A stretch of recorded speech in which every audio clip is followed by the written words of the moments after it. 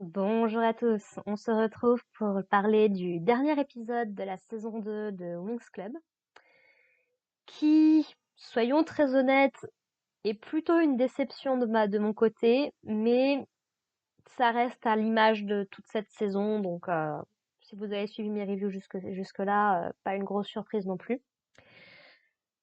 Donc, dans cet épisode, on reprend avec Faragonda, Griffin et Coda Torta, qui étaient arrivés à la fin du dernier épisode pour aider les Winx à combattre du coup le serviteur de Darkar, cette espèce de petite chauve-souris qui a plusieurs formes qu'on avait déjà vues par le passé. Et donc du coup, donc au début, donc elles essayent un petit peu d'utiliser leur pouvoir magique, Coda Torta a ses capacités de spécialiste. Et finalement, ça va être réglé assez facilement avec Griffin et Faragonda qui vont lancer un sortilège, on pourrait appeler ça, d'augmentation des capacités, on va dire, sur Coda Torta. Donc il va décupler sa force, sa puissance et ce genre de choses. Et donc ils vont se débarrasser de ce monstre-là de cette façon. Bon, rien de très intéressant à ce niveau-là. Nos Winx du coup vont commencer à se séparer un petit peu dans la forteresse, puisque donc elles vont se faire attaquer par différents monstres. Et pour gagner du temps, pour permettre au reste du groupe d'avancer, donc on va d'abord avoir Tekna qui va se sacrifier la première pour affronter les monstres.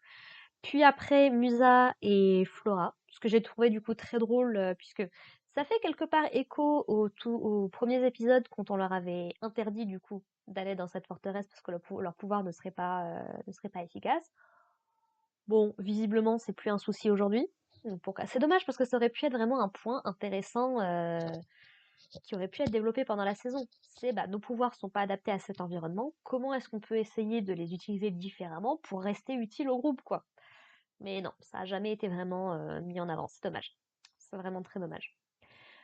Et donc, ça va laisser finalement uniquement Stella et Layla, qui encore une fois est pas une mauvaise idée sur le principe, puisque donc Layla, c'est quand même grâce à elle qu'a commencé toute cette aventure, celle qui a le plus gros lien au Phénix et au Minifée.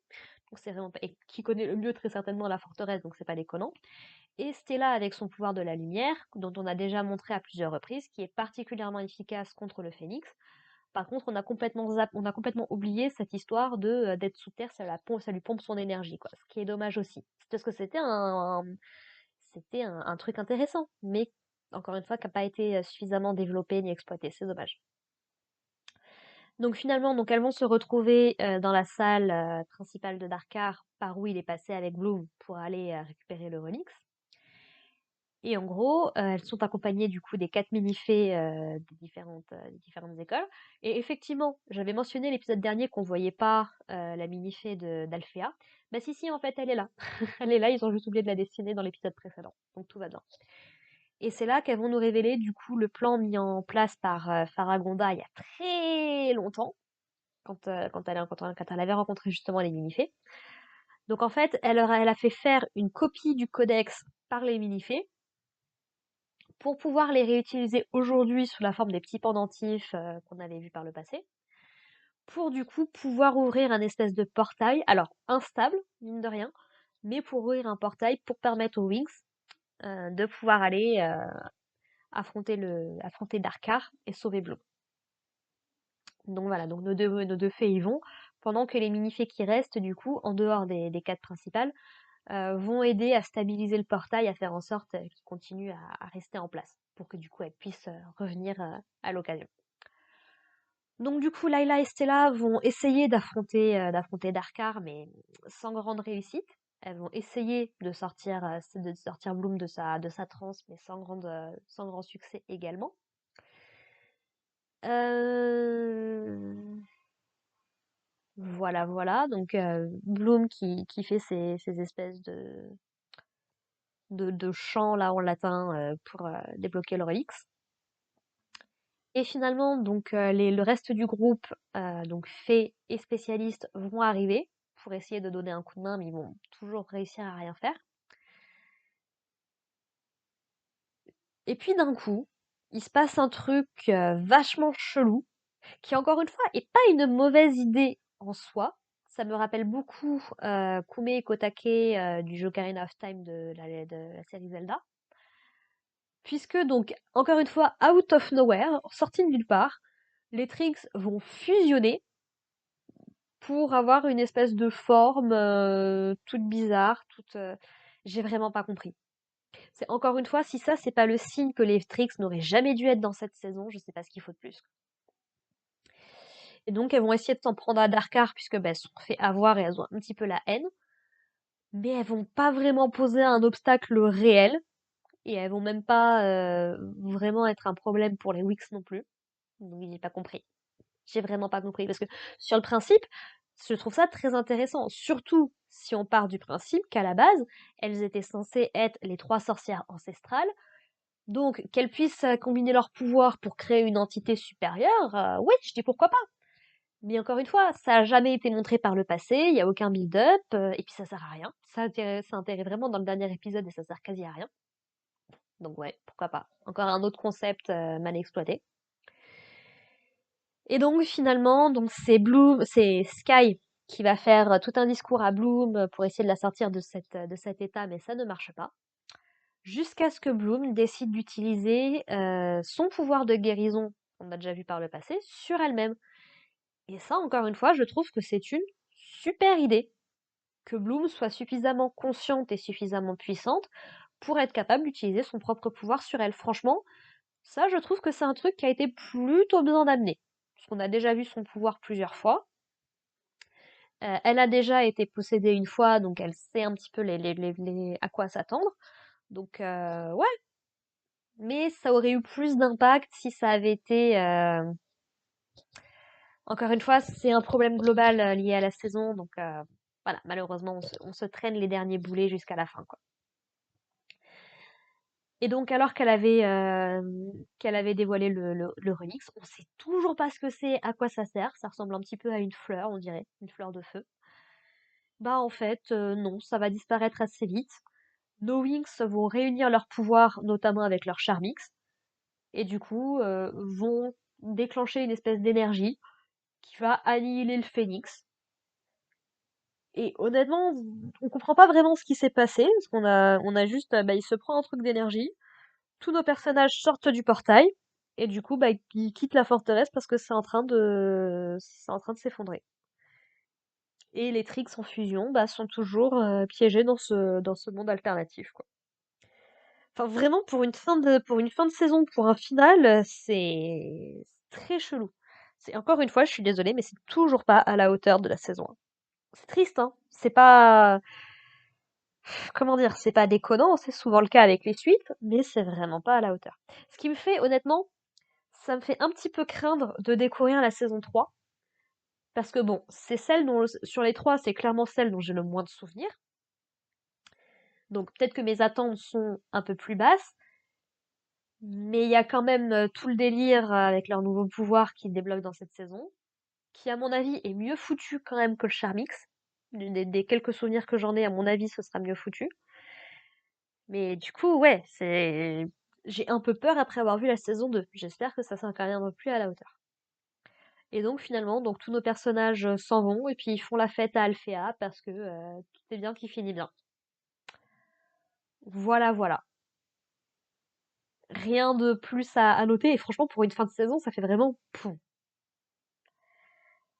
T'as presque l'impression que tu vas lancer l'épisode prochain. Alors, en vrai, ça marche peut-être bien si tu regardes toutes les saisons à la suite. Mais c'est vrai que si tu prends la saison toute seule, c'est très bizarre. Donc voilà. J'ai pas grand chose à dire sur ce final, honnêtement. Ça manque de grandeur. Et c'est tout le problème que l'épisode dernier se soit focalisé sur là au moins sa bonne moitié, ses trois quarts, sur nos spécialistes qui tournaient autour de la forteresse, quoi. Niveau rythme, il y a vraiment un problème avec cette saison, je trouve. Mais bon.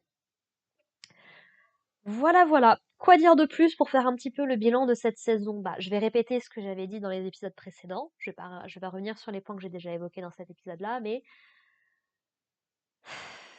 le concept des mini-fées est très intéressant sur le papier, mais franchement très très mal exploité. Parce que en vrai, bah, à part qu'elles aient eu des connexions parfaites, c'est quasiment jamais utilisé. On développe pas le lien entre les fées et les mini-fées, il n'y a pas de conflit, on n'apprend pas à les connaître. Je crois que la palme, ça revient quand même à la mini-fée de Musa.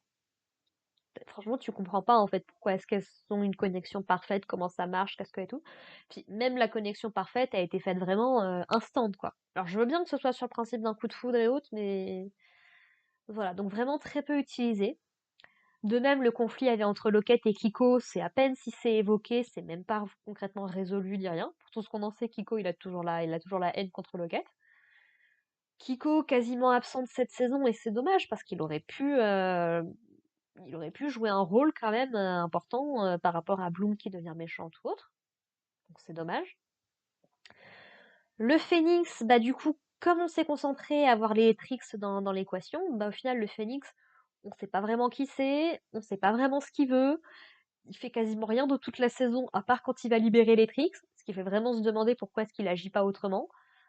Le délire entre le phénix et le dragon, qui pourrait être lié de par leur pouvoir et tout, c'est jamais exploité plus que ça, donc c'est vraiment dommage. Encore une fois, les tricks en saison 1, bon, plus ou moins les sorcières ancestrales, donc on sait qu'elles veulent récupérer le pouvoir de Bloom pour le pouvoir, parce que c'est un pouvoir très important, que c'est pour continuer la quête de leurs ancêtres qui ont détruit le royaume de Bloom. Enfin, il y avait quand même un contexte, il y avait quand même quelque chose là, honnêtement, on sait pas. On sait pas, c'est très dommage. Toute la quête d'identité de Bloom, honnêtement, ne sert à rien dans cette saison également.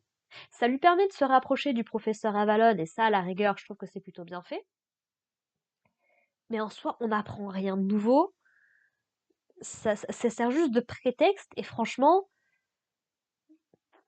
que Bloom ait des questions, je veux bien. Mais enfin, elle avait déjà eu ses réponses en saison 1, en fait. C'est la princesse de Domino, voilà qui étaient mes parents, j'avais une sœur, machin et tout.